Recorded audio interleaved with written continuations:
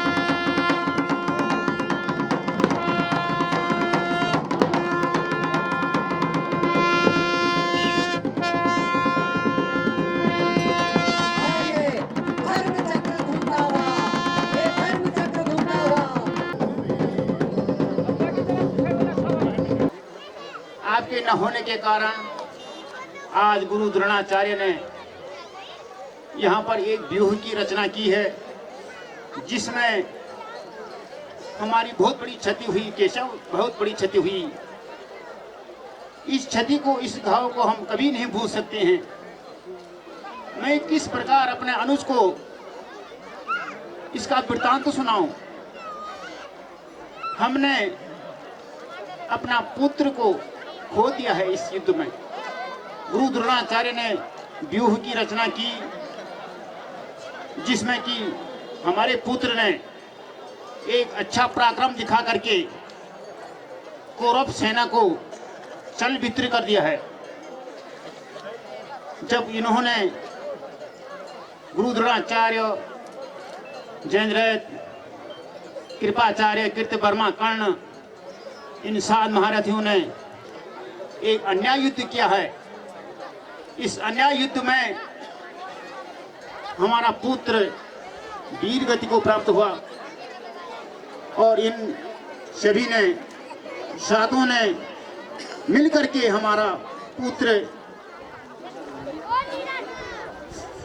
को वीर गति को भेज दिया है।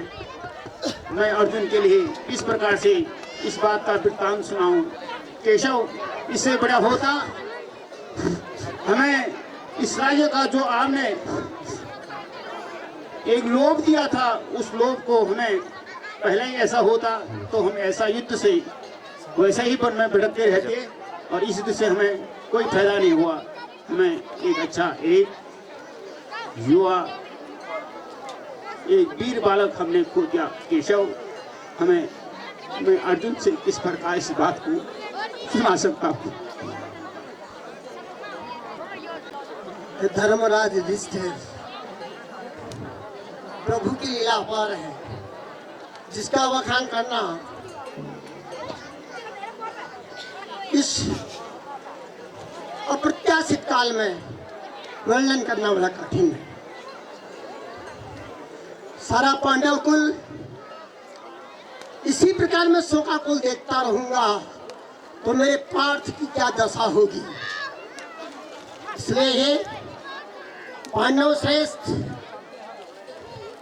युधिष्ठिर, भीम और नकुल सहदेव, आपके पास जो कुरुक्षेत्र की रक्षा का भार पांडवों की ओर से दिया गया था, महोदया आप उसको संभाल नहीं पाई।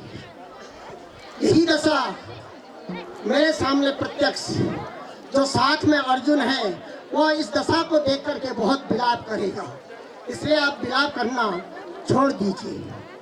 मैं क्या करूं? मेरे पुत्र का इन महाकौरवों ने, महापापियों ने वध कर दिया है। हे केशव मेरी रक्षा करें प्रभु, हे केशव मेरी रक्षा करें।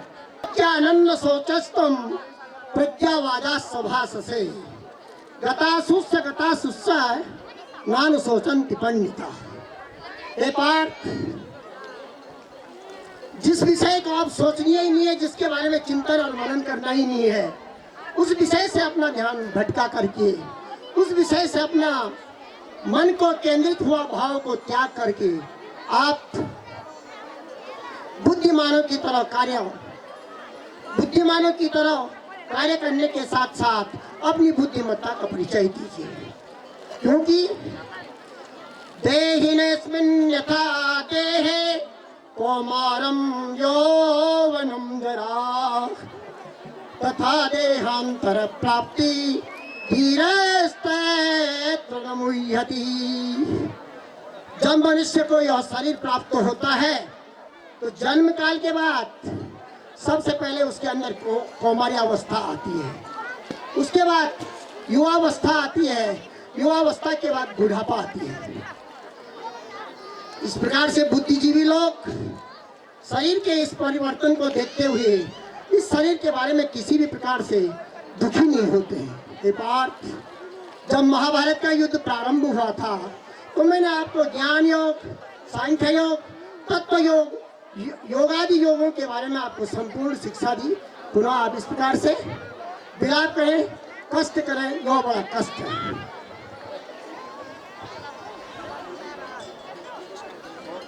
हे केशव मुझे बहुत बड़ा कष्ट हो रहा है केशव, मुझे मार्गदर्शन दीजिए केशव। जातस्य हि ध्रुवो मृत्यु ध्रुवम जन्म मृतस्य च तस्मात् परिहारार्थे नानु शोचन्ति पंडिता।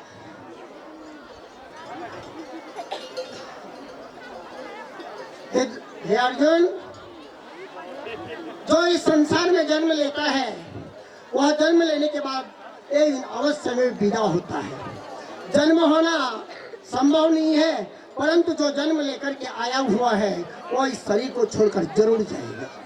इसलिए बुद्धिमान लोग इस शरीर को नश्वर मानते हैं, आत्मा अजर अमर और शाश्वत है। इसको इसी प्रकार समझ लीजिए।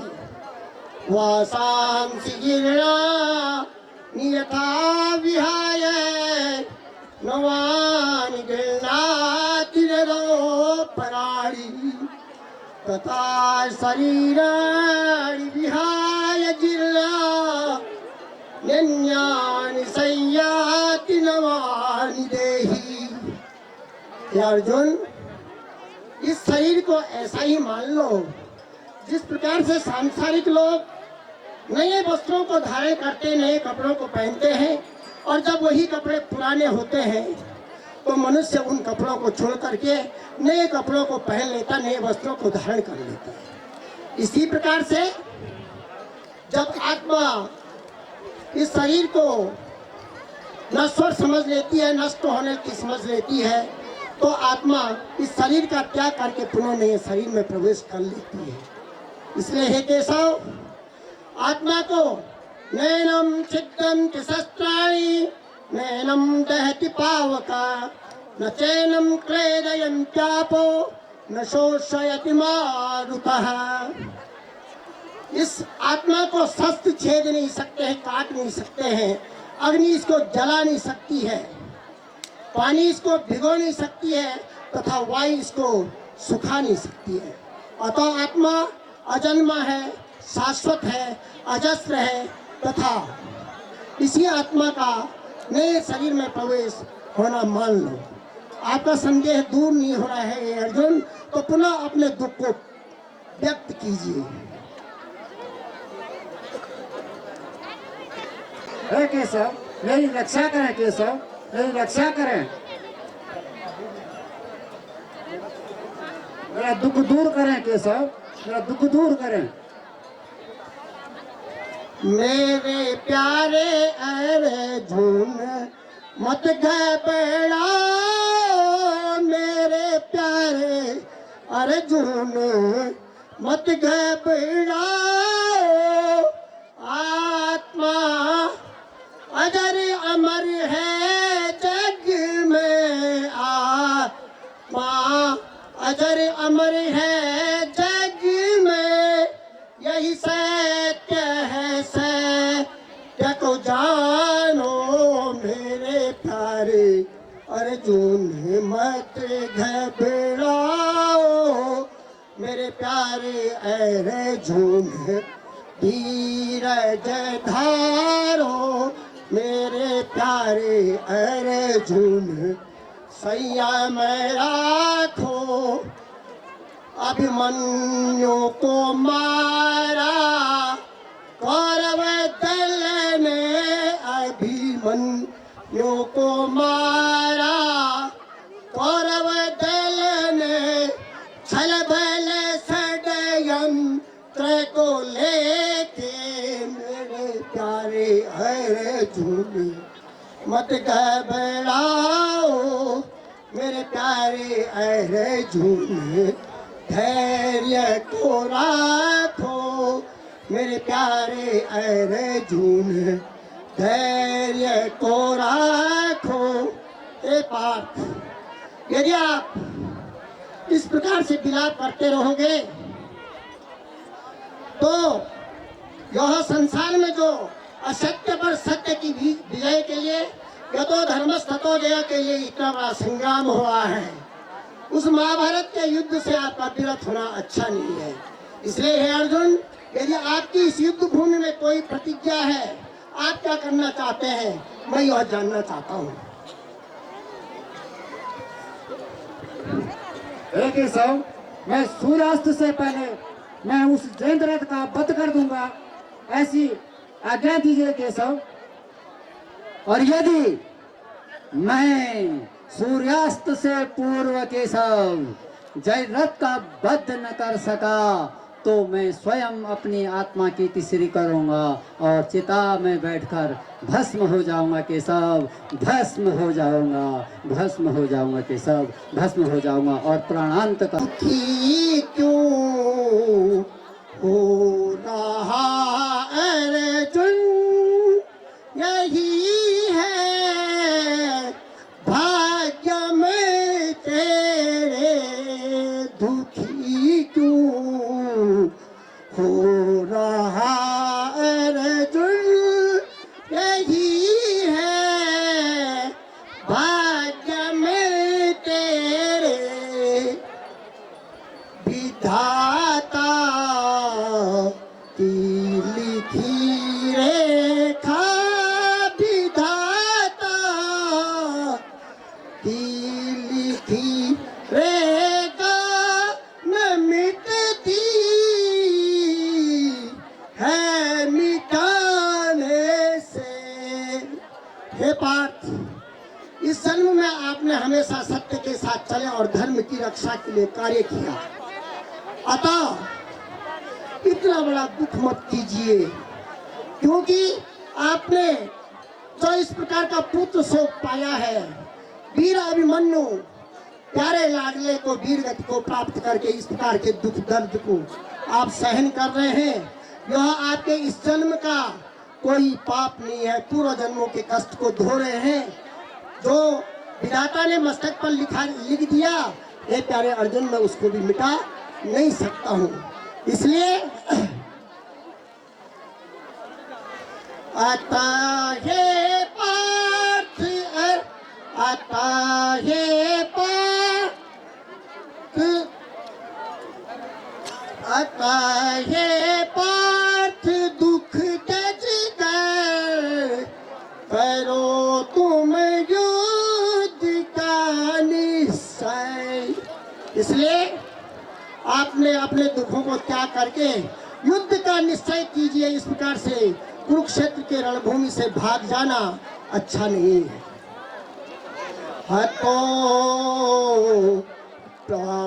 प्राप्स्यसि स्वर्गं जित्वा वा भोक्ष्यसे पृथिवीं हतो वा प्राप्स्यसि स्वर्गं जित्वा वा भोक्ष्यसे पृथिवीं करो तुम युद्ध का निश्चय हे अर्जुन करो तुम युद्ध का निश्चय न लगता पाप तुझ पर है न लगता पाप तुझ पर है न लगता पाप तुझ पर है। इसलिए है पार्थ आपको इस धर्म की रक्षार्थ यही अंतिम कथन करना चाहता हूं कि आप युद्ध का निश्चय कीजिए, आपको पाप बिल्कुल नहीं लगेगा। अभी भी आपका संदेह दूर नहीं हुआ, लगता है कि आपकी प्रतिज्ञा पूर्ण हो रही है, ऐसा आपको प्रतीत हो रहा है। इसलिए हे अर्जुन, आप देख रहे हैं कि भगवान सूर्य उदय हो गया, सूर्यास्त होने जा रहा है, सूर्य अस्त हो गया, यह आपकी आंखों पर काली पट्टी छाई हुई है। इसलिए हे मेरे प्यारे अर्जुन, इस प्रकार से दुख को त्यागो। भगवान सूर्य अस्त नहीं हुए, बल्कि आंखों के आपके आगे पुत्र शोक में अंधेरा छाया हुआ है। आकाश मंडल की ओर देखो, आकाश मंडल की ओर देखिए,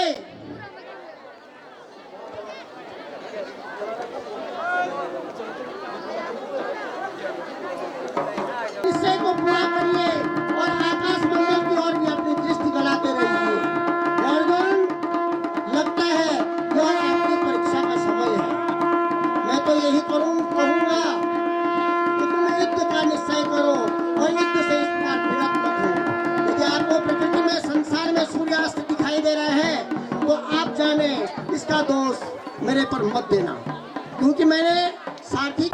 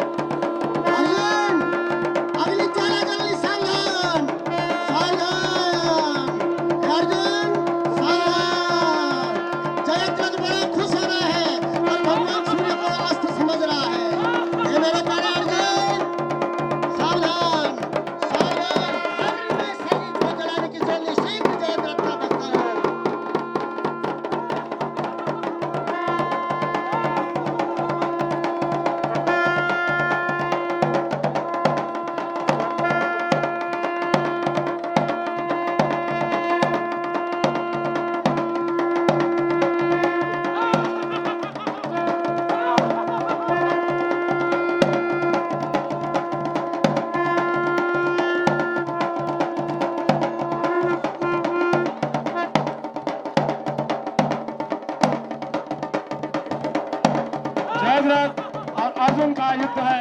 अर्जुन ने प्रतिज्ञा की है कि अगर सूर्यास्त होने से पहले मैं जयद्रथ का वध न कर पाऊं तो मैं स्वयं चिता बनाकर चिता में भस्म हो जाऊंगा। चिता बना रखी है अर्जुन ने, लगभग सूर्यास्त होने वाला है, सूर्यास्त हो ही चुका है, सूर्यास्त हो ही चुका है। तो अर्जुन अब अपनी प्रतिज्ञा की ओर बढ़ रहे हैं कि मैं सूर्यास्त से पहले नहीं मार पाया जयद्रथ को, अब मैं ही स्वयं चिता में भस्म होऊंगा।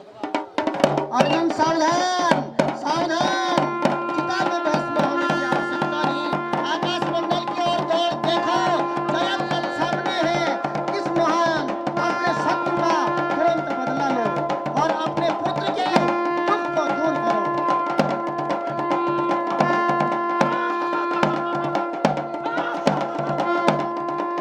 भगवान की माया, भगवान ने प्रकार का अर्जुन की परीक्षा ली। सूर्यास्त दिखा जाने के बाद अर्जुन चिता बना गया।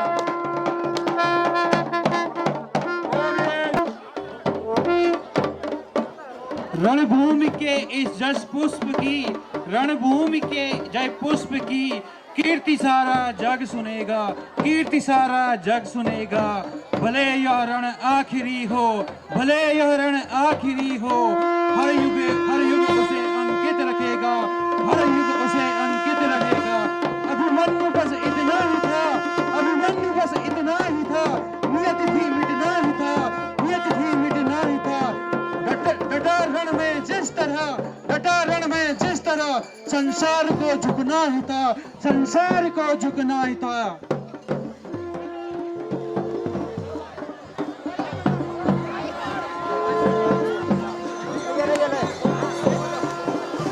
समान मातृशक्ति सभी निवेदन, महिला मंगल दल गुलारी सभी निवेदन कि आप लोग भी कमेटी का सहयोग करके सामान को पहुंचाएंगे और समस्त ग्रामवासियों से निवेदन कि आप लोग यथास्थ